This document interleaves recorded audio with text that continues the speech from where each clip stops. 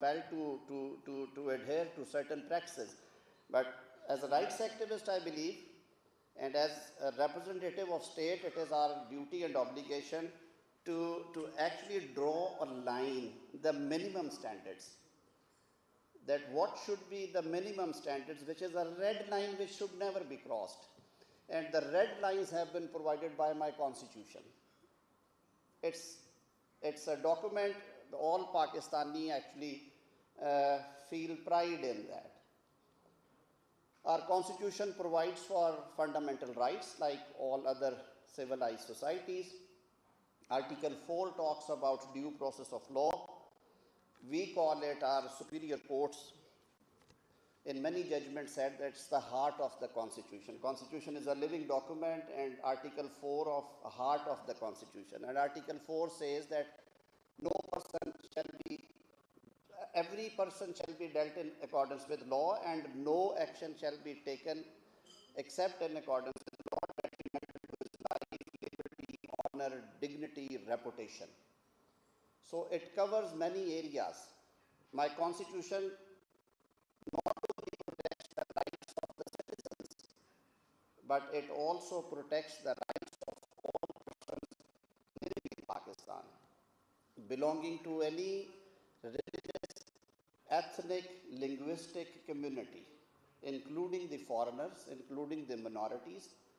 Article 25 says that there shall be no discrimination on these scores. Article 9, Article 10A, Article 14 ensure the dignity of person, inviolability of the privacy of the life, and as well as the right of fair trial, which has been considered to be and acknowledged as a fundamental right in the Constitution. So I believe that whenever we talk about the human rights, the minimum standard, the red line is the framework given by the Constitution of Pakistan. And when we say it's enshrined in the Constitution of Pakistan, it means it is the duty of the state of Pakistan to ensure and implement. And I can state it with certainty and pride that in this journey, not only the state functionaries, the governments, they have been trying to adhere to Constitution, but whenever they violated, and which is also quite common everywhere in the world, that the laws are made for the purpose that people have to follow the laws, but wherever there is violation of any right or any obligation, there is a mechanism provided under the law. And for that mechanism, we look towards the state functionaries, and if the oppression is actually originated from the state, it has to be adjudicated by the courts. And here comes the catch, actually.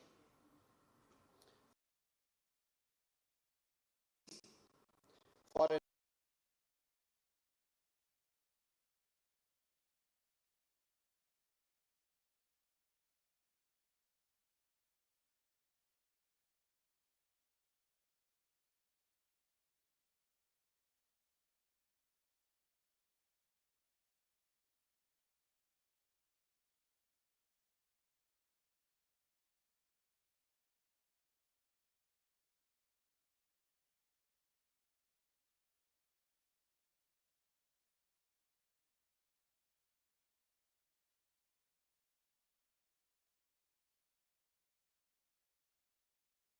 celebrated judgments,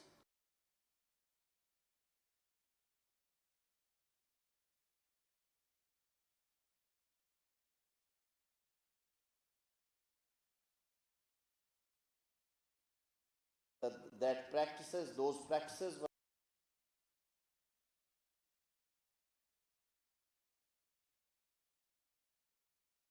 it's just 1990.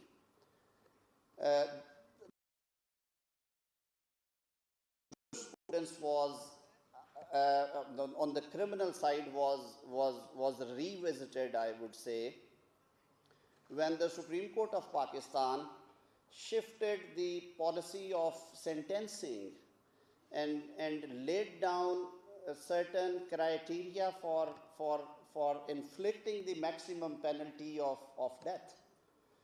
Our laws provide for death penalty in certain offences, including the offences against human body, the terrorism offences, or many others. But Supreme Court of Pakistan in 2008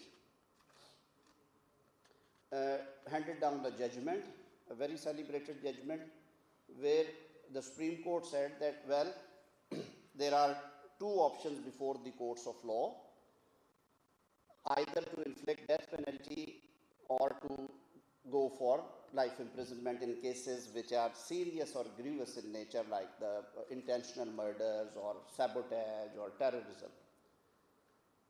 The previous practice of the courts, or I would say the jurisprudence, was that the normal penalty, this is in vogue since the colonial times, and this was because of the colonial might they wanted to maintain their power in the area. It was first time when Supreme Court of Pakistan held that no, two options are there, but we have to read in the Constitution in all the laws, because Constitution is the supreme law. Constitution says that the right to life is the most fundamental right, inviolable in nature. It's the most cherished and most cherished right under the Constitution.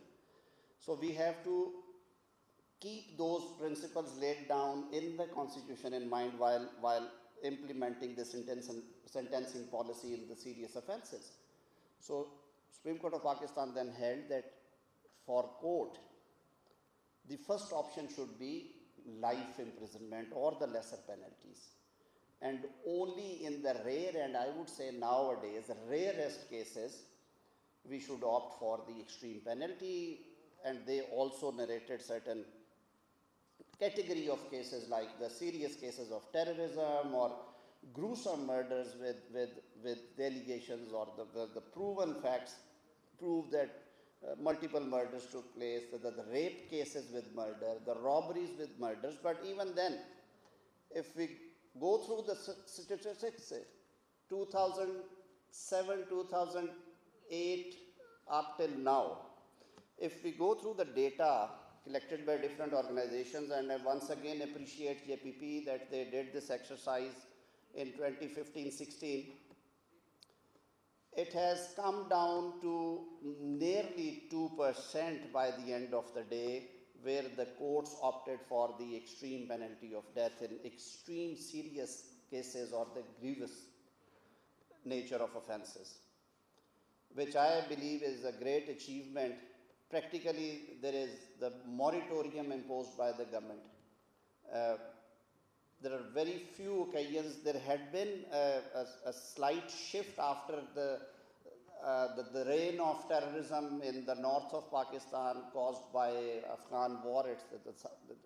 We have been facing the effects of Afghan war for nearly 30 years. But after 2016 or 17, Sarah, if I'm right, they again practically imposed moratorium. Coming back to today's topic, I won't take much time.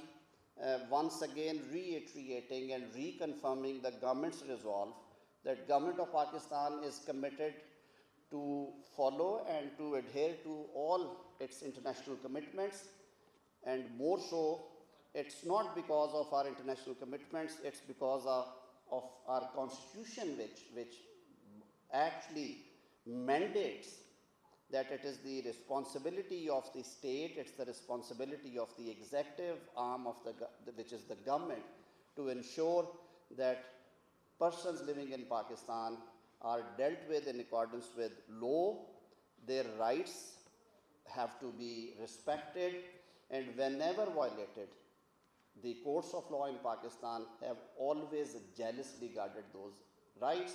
Once again, thank you very much, JPP, Sarah and your team. Thank you for inviting me, and thank you for providing us this platform to come, sit together, and I hope that the suggestions which would be formulated at the end of the day would be shared by JPP with us, and rest assured that you are always most welcome whenever you come with positive suggestions. Thank you once again.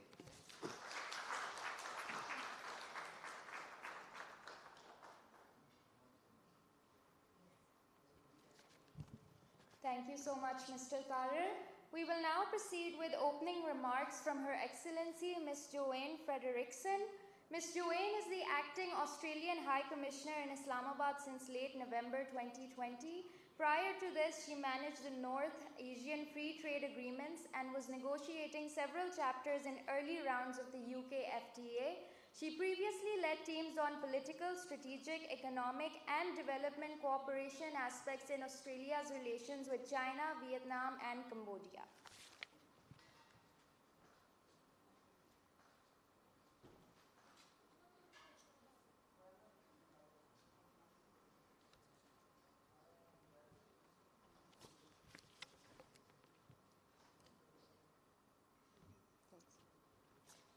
Thank you, and welcome to Senator E'azam Nذیر, the Minister for Law and Justice, the other justices who are here today, representatives from the Office of the Commissioner for Human Rights, and other distinguished guests, ladies and gentlemen.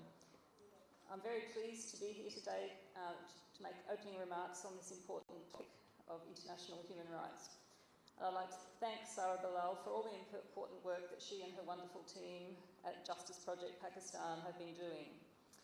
And it's truly inspiring to see what they've achieved for vulnerable people such as women, children, and people with mental illness and intellectual disability in such a short span of time.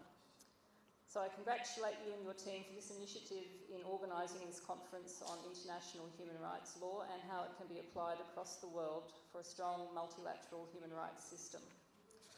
As we know, international human rights law lays down obligations which states are bound to respect by becoming parties to international treaties. And they assume obligations and duties under that to respect and protect and fulfil human rights. So through ratification of these human rights treaties, governments undertake to put in place domestic measures and legislation compatible with their treaty obligations and duties. Australia is very proud to be committed to international human rights, and we've been recognised in promotion of human rights encapsulated in the Declaration is vital to global efforts to achieve lasting peace, security, freedom and dignity for all. Australia is also a party to the 7 international human rights treaties and has signed or ratified several optional protocols to those treaties, setting out in clear terms our obligations. And on the basis of that, we have a range of human rights protections in the Australian Constitution and in legislation, and we have a key human rights body, the Australian Human Rights Commission, that protects human rights. We also work to promote human rights around the world through constructive bilateral dialogue, and we engage and advise national human rights agencies on building their capacity. And in fact, we've been having our Human Rights Commission has been having liaison with the Pakistan National Commission on Human Rights, working with its chairperson to assist the Commission to become an internationally accredited human rights institution. And where appropriate, we work with countries to advance and protect human rights through development assistance and humanitarian support. Now, turning to Pakistan, although Pakistan has not always enacted legislation to give effect to treaties and international human rights laws, there have been significant recent developments showing a glimmer of hope with the courts applying international human rights as legally binding rather than authoritative guidelines. And much of the credit for this progress goes to the hard work of JPT.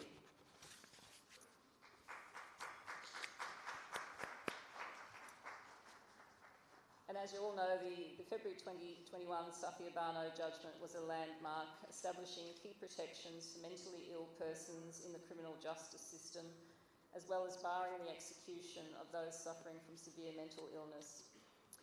This judgment not only set a valuable precedent in Asia, but also upheld Pakistan's obligations under international law and demonstrated the will to increase application of international law in Pakistan. And it was telling that 8 leading UN experts released a statement welcoming the judgment. The Safia Bano judgment has provided a key example where the superior judiciary of Pakistan has directly read from international human rights law treaties to which Pakistan is a state party and explicitly directed the government to implement those standards. By interpreting norms and rights contained in UN conventions in accordance with the Constitution of Pakistan, the the judiciary has initiated the bridging of the gap between international and domestic law. We were very proud to support JPP's work on protections for the mentally ill and applaud this judgment as a key area of our human rights work around the world is our strategy for the abolition of the death penalty. Australia urges all countries that maintain the death penalty to cease executions and establish a moratorium on the use of the death penalty. It is a cruel punishment and an affront to human dignity, is used disproportionately against the poor and minority groups, and miscarriages of justice cannot be rectified. This judgment is a key step. However, it is important that the judgment be reflected in legislation and practice as recommended by the judges. We must ensure that the application and understanding of international law does not end in the apex courtrooms of Pakistan. There is a need for safeguards and guidelines of judgments, such as Safia Bano, to be implemented in Pakistan's legislation. We also need to work with stakeholders such as politicians, government officials, law enforcement authorities and the lower courts, as well as police, probation and parole services to develop appropriate interventions to divert vulnerable individuals away from the criminal justice system into mental health and substance abuse treatment services. I am pleased to announce that we at the Australian High Commission, under our Direct Aid program, are continuing our partnership with Justice Project Pakistan to revise outdated penal and criminal procedure laws and provide capacity building to key criminal justice stakeholders to better protect vulnerable criminal defendants. This support is part of the larger commitment of the Australian mission in Pakistan to help implement international human rights law frameworks that uphold the fundamental rights of vulnerable peoples and to support local stakeholders in the criminal justice systems. Conferences like this are very important, not only to highlight the progressive efforts being made by Pakistan's judiciary towards aligning Pakistan's practice with its international obligations,